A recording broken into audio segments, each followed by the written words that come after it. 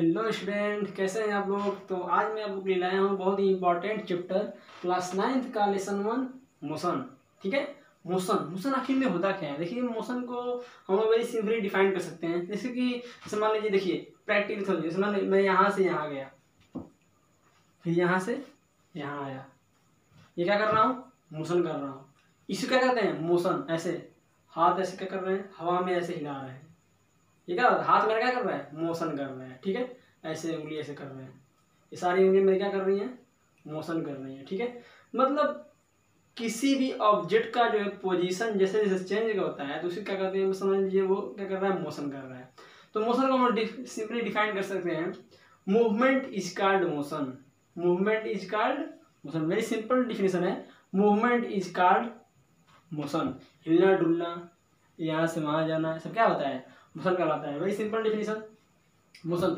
Chapter 1 motion में सबसे ज्यादा इंपॉर्टेंट होता है, इंपॉर्टेंट क्या, फर्स्ट जो इसका हेडिंग होगा वो आपका होगा स्केलर क्वांटिटीज एंड सेकंड हो जाएगा वेक्टर क्वांटिटी। ये क्या क्या है, ये दोनों क्या है, फिजिकल क्वांटिटीज है। क्या है, physical quantities. Physical quantities two types के होते हैं, कौन कौन, scalar quantities and vector quantities. याद देख लीजिए, लिख दे रहे हैं। फर्स्ट है स्केलर,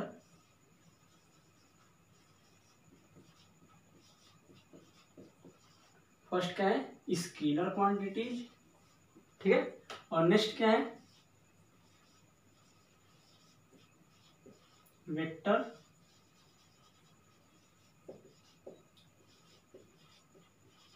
और सेकंड है वेक्टर क्वांटिटीज। Very simple. ठीक है। तो स्केलर क्वांटिटीज और वेक्टर क्वांटिटीज हैं क्या, इन दोनों के बारे में हम लोग क्या करेंगे, यहाँ पे पढ़ेंगे।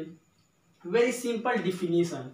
फर्स्ट हम लोग का पहले तो इसको जानना पड़ेगा ना, स्केलर क्वांटिटीज है क्या, वेक्टर क्वांटिटीज क्या है। तो देखिए, स्केलर क्वांटिटीज का जो हिंदी होता है उसको हम लोग कहते हैं अदिश राशियां। क्या कहते हैं, अदिश राशियां। हिंदी में बोलेंगे तो हो जाएगा ये अदिश राशियां। ठीक है।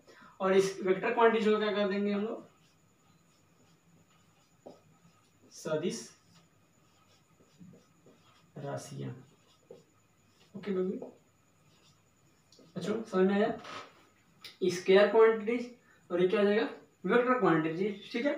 अब स्केलर क्वांटिटीज का डिफिनेशन क्या होगा, देखिए पहले तो मैं हिंदी में आप लोगों को समझा दे रहा हूँ।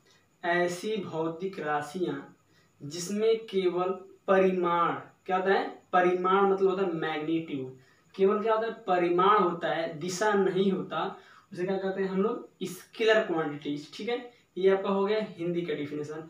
और अब इंग्लिश में आएंगे तो इंग्लिश का डिफिनेशन हो जाएगा, तो which quantities is called scalar quantities which have only magnitude not direction.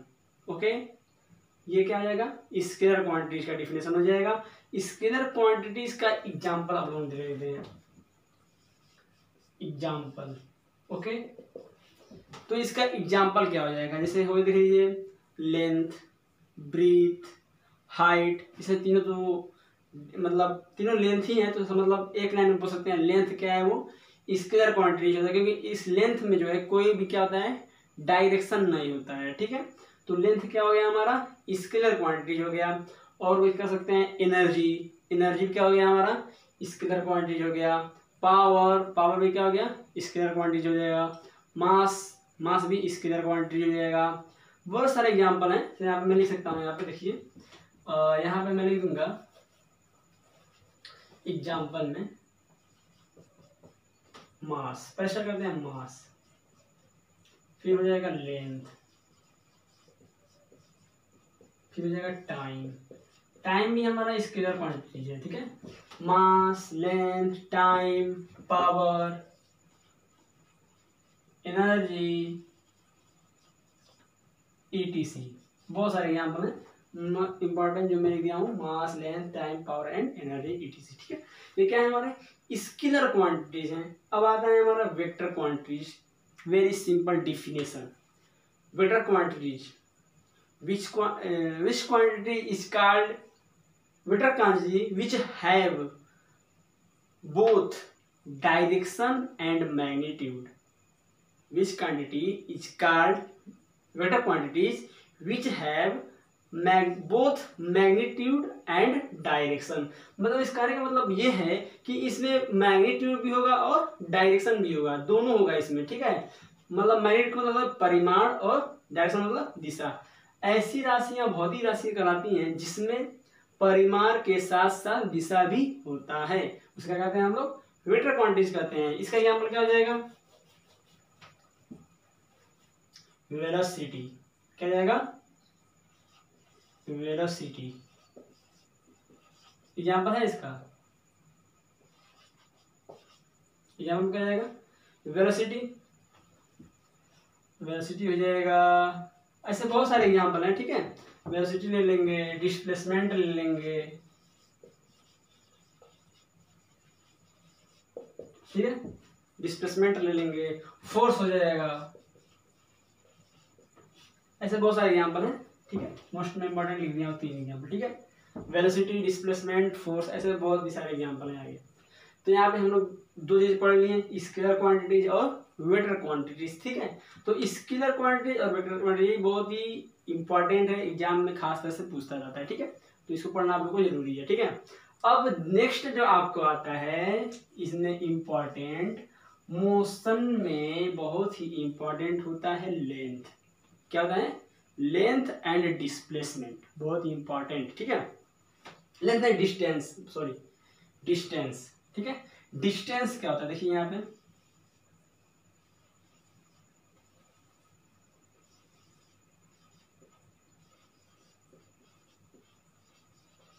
Distance, okay. What is distance, 2 चीज बहुत ही यहाँ पे इंपॉर्टेंट है। डिस्टेंस, एक होता है डिस्टेंस और एक होता है डिस्प्लेसमेंट। ध्यान से देखिए, वो एक क्या होता है, डिस्प्लेसमेंट, ठीक है। एक होता है डिस्टेंस और एक होता है डिस्प्लेसमेंट।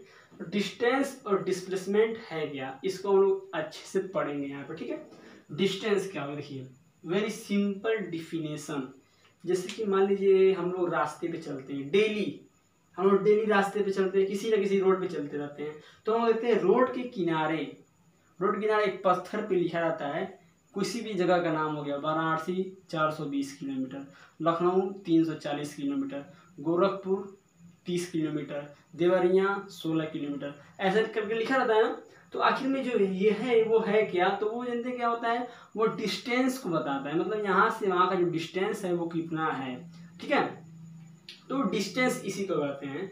तो डिस्टेंस को सिंपली डिफाइन, मान लीजिए एक ऐसे रोड है, क्या है, एक ऐसे रोड है, सिंपली देखिए समझिएगा, यहाँ पे एक ऐसे रोड है, ठीक है। तो मान लीजिए जो रोड का जो लेंथ है वो कितना होता है, कितना दिया है हमारा, मान लीजिए 25 किलोमीटर, ठीक है।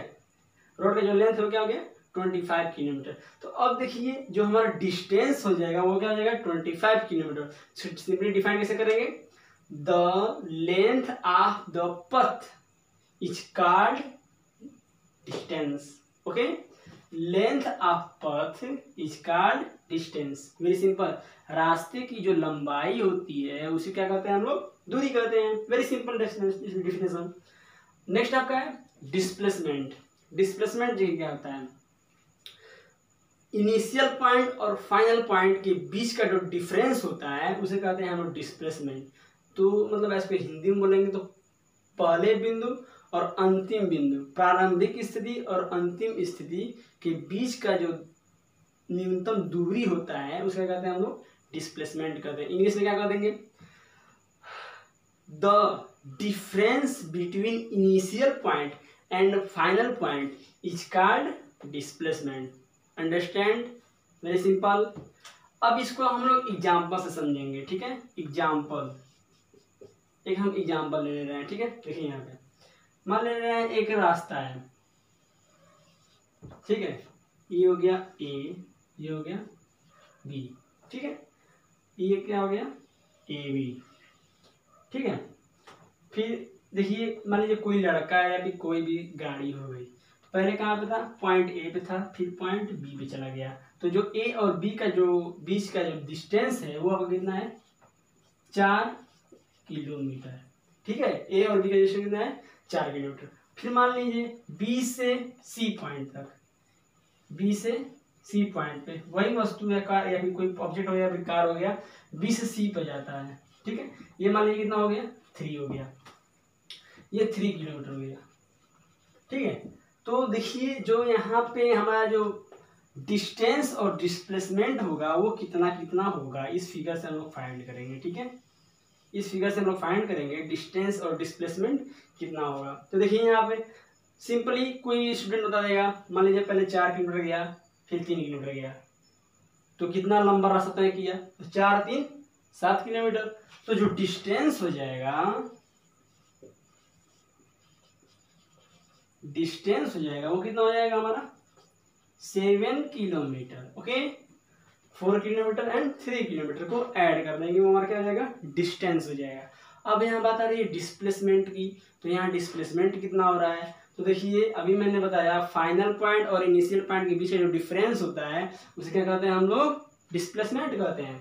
तो यहाँ पे ए और सी के बीच का जो एसी होगा, जो एसी होगा वही क्या हो जाएगा हमारा डिस्प्लेसमेंट हो जाएगा। तो यहाँ पे हम लोग पाइथागोरस थ्योरम लगाएंगे, ठीक है। तो मान लीजिए ये क्या हो गया बेस हो गया, ये हो गया परपेंडिकुलर, तो हाइपोटेनस निकाल लेंगे, हाइपोटेनस का स्क्वायर इक्वल टू परपेंडिकुलर का स्क्वायर प्लस बेस का स्क्वायर। तो यहाँ पे एसी निकालने के लिए यहाँ पे देखिए क्या हो जाएगा AC equal to under root 4 का स्क्वायर प्लस 3 का, ये पाइथागोरस थ्योरम है, ठीक है। यहाँ पे ऐसे मैं सिंपली लिख दे रहा हूँ ए बी का स्क्वायर प्लस बी सी का स्क्वायर, ठीक है। अब देखिए AC only AC equal to क्या आ जाएगा अंडर रूट एसी का ए बी का स्क्वायर प्लस बी सी का स्क्वायर।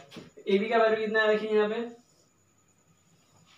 ए बी कितना है देखो यहाँ पे ए बी है 4 किलोमीटर, तो ए सी हो जाएगा अंडर रूट 4 का स्क्वायर और बी सी कितना है 3 किलोमीटर, 3 का स्क्वायर, तो ए सी इक्वल टू हो जाएगा अंडर रूट 16 प्लस 9, ए सी कितना हो जाएगा अंडर रूट 25, इसका स्क्वायर रूट निकालेंगे, ए सी कितना हो जाएगा हमारा 5 किलोमीटर। तो देखिए यहाँ पे डिस्टेंस और डिस्प्लेसमेंट में डिफरेंस आ रहा है ना, मतलब यहाँ पे क्या हो जाएगा डिस्टेंस 7 किलोमीटर हो जाएगा और डिस्प्लेसमेंट कितना हो जाएगा 5 किलोमीटर, ठीक है।